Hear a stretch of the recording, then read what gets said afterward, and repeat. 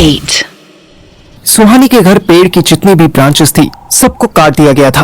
Specially वो branches जो उसकी खिड़की के बिल्कुल सामने थी, उसको भी एकदम स्टार्टिंग पॉइंट से साफ किया गया था। उसके बाप का ईगो सेटिस्फाई हो गया था और पेड़ काटने वालों को मस्त यूजफुल लकड़ियां मिल गई थी। आइडिया, मैं नीचे नहीं जा सकता पर ऊपर तो जा सकता हूँ। तू छत पर जाएगा? फिर? हाँ, फिर मैं इधर उधर किसी के छत पे उतर जाऊंगा और वहां से सुन, मैंने हाथ का प्लेन बनाया, जैसे मैं छत से टेक ऑफ कर जाऊंगा। तूने कभी हमारा घर देखा है? बाहर से पूरा घर देखा है कि नहीं?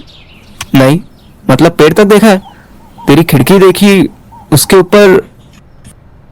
मैं सोचने लगा, डफर, इस फ्लोर के ऊपर एक फ्लोर और है, वो खाली पड़ा है। ग्रेट, फिर तो मैं वहां छुप जाता हूँ। जब तेरा बाप भंवर सिंह ऑफिस चला जाएगा, तेरी राउंड शेप मम्मी सो जाएंगी, तब मैं खिसक लूंगा। नो, नेवर, इतना वेट करने की जरूरत नहीं है। तुझे ऊपर से जाना है तो जा, लेकिन रोशनी होने से पहले निकल ले प्लीज। मैं और पंगा नहीं चाहती। ये बड़ी गड़बड़ थी, इसी ने मुझे घर से भागने के लिए बुलाया था और अब सिर्फ मुझे भगा रही थी। पूरी रात ऐसे ही कट गई थी। हमने ठीक से हक भी नहीं किया था। मैंने उसे कस के हक किया और कान में कहा, सॉरी सुहो, मैं तेरे साथ हूं हर स्टेप पर, whatever it takes, whatever it takes. उसने मेरी बैक रब की जैसे मुझे खांसी आ रही हो। मैंने किस करने की कोशिश की तो कमीनी ने मुंह घुमा लिया। नहीं, अभी नहीं, अभी मैं पर्पल थैनोस हूं ना, बाद में जा तू अभी। सुनना, हमारी नोकझोंक तो होती रहेगी, पर तब नीचे वाले फ्लोर से आवाज आई, ले, मम्मी बुलाने लगी। मैं फिर से सोने की एक्टिंग कर रही हूँ, तू जा। अरे पर स्ट्रेस कहाँ है? सुहानी ने रूम के बाहर जो गैलरी थी उसी का एक डोर बता दिया और झट से बेड पर कंबल डालकर सोने की एक्टिंग करने लगी। इस डोर को मैं हमेशा बाथरूम समझता था। मैंने धीरे से खोला। दरवाजा खोलते ही मुझे ऊपर जाती स्टेयर्स तो दिखी, पर वो स्टेयर्स कम स्टोर रूम ज्यादा लग रही थी। दुनिया भर का कचरा इन स्टेयर्स में पड़ा था। मैंने टाइम देखा, 6:30 हो गए थे। 7 बजे मुझे जिम भी जाना था। धीरे धीरे बिना आवाज के मैं ऊपर चढ़ने लगा। सीढ़ियों में अंधेरा था, पर मेरे मोबाइल में टॉर्च थी, उसी के भरोसे मैं चढ़ता था। फिर मैं चढ़ता गया। थोड़ी देर बाद ऐसा लगने लगा मैं माता वैष्णो देवी की चढ़ाई कर रहा हूँ। ये सीढ़ियां खत्म ही नहीं हो रही थी। अबे यार, मैं किसी जादुई सीढ़ी में तो नहीं आ गया? प्रॉब्लम यह हो रही थी कि मैं बस स्टेयर्स पर टॉर्च मारता हुआ ऊपर चढ़ रहा था। मुझे साथ के साथ साइड वॉल्स को भी देखना चाहिए था कि कहीं कोई डोर तो नहीं मिस हो गया। पर साला एक फ्लोर चढ़ने में जब छत आने वाली थी तो कोई डोर मिस होता भी तो हो जाता। मुझे क्या फर्क पड़ता, मुझे तो छत पे जाना था। मैंने साइड में टॉर्च मारा ही था कि मुझे नीचे का दरवाजा खुलने की आवाज आई। मैंने तुरंत टॉर्च बंद कर ली और सांस रोक के खड़ा हो गया। मेरे आसपास ढेर सारा सामान पड़ा था। इसमें पुराने कंबल और रजाई भी थी। तभी पूरी स्टेयर्स की लाइट जल गई। स्टेयर्स के हर टर्न पर 10 वॉट का मरियल सा बल्ब लगा हुआ था। अब रोशनी में मुझे समझ आया कि मैं नीचे से 2 दरवाजे मिस कर चुका था। मतलब इसकी बिल्डिंग 4 फ्लोर की थी। कभी नीचे खड़े होकर ध्यान ही नहीं दिया था। ओ भैंस की टांग, कोई ऊपर आ रहा है। मैंने पीछे देखा तो छत का डोर बस 4-5 स्टेयर्स ऊपर ही था, पर अब यहाँ चलने पर रिस्क हो सकती थी। मैं धीरे से बिना आवाज के उस गंदी सी रजाई के अंदर घुस गया। ओह शिट, इसमें तो सांस लेना भी मुश्किल था।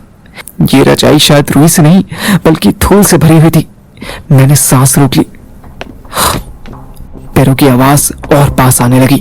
मेरी टांगे कांपने लगी।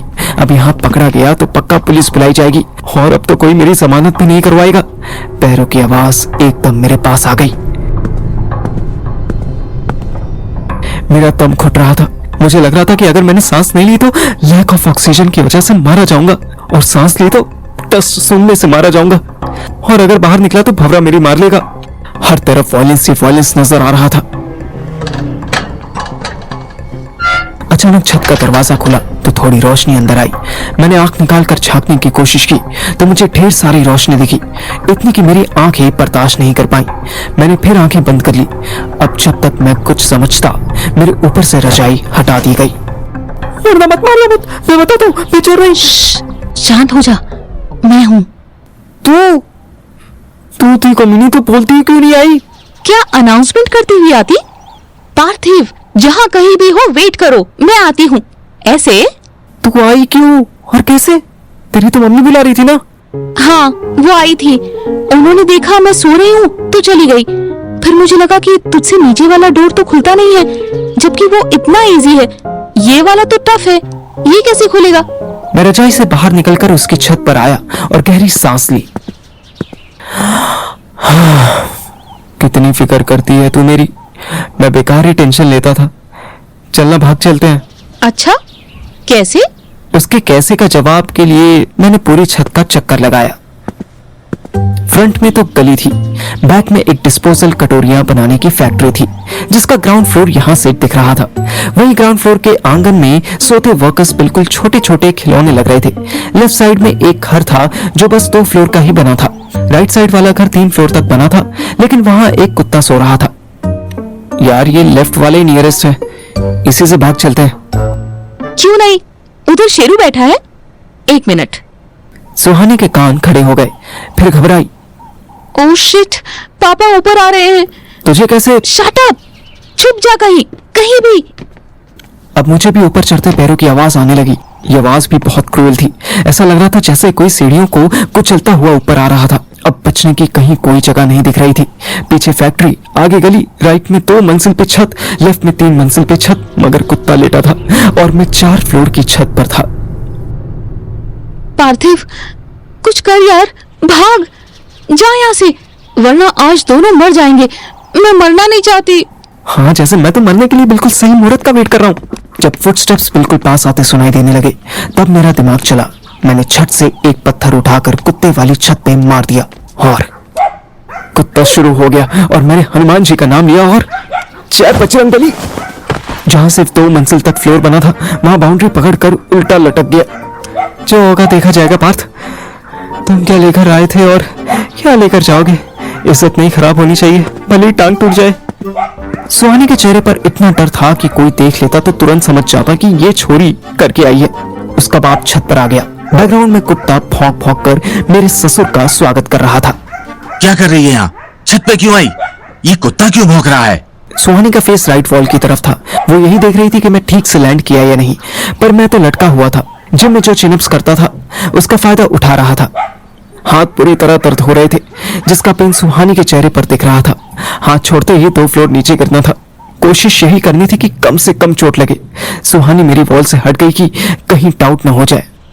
आई एम आस्किंग यू, सुनाई नहीं दे? सुहानी घूमी तो भंवर सिंह को उसका चेहरा दिखा। उसका पर्पल फेस, अपनी सामने सलोनी बच्ची को दुनिया की सबसे सुंदर लड़की मानने वाला भंवर सिंह आधा सूजा हुआ मुंह देखकर टाइगर से बकरी बन गया। अरे, ये इतनी कैसे लग गई? लेट मी सी।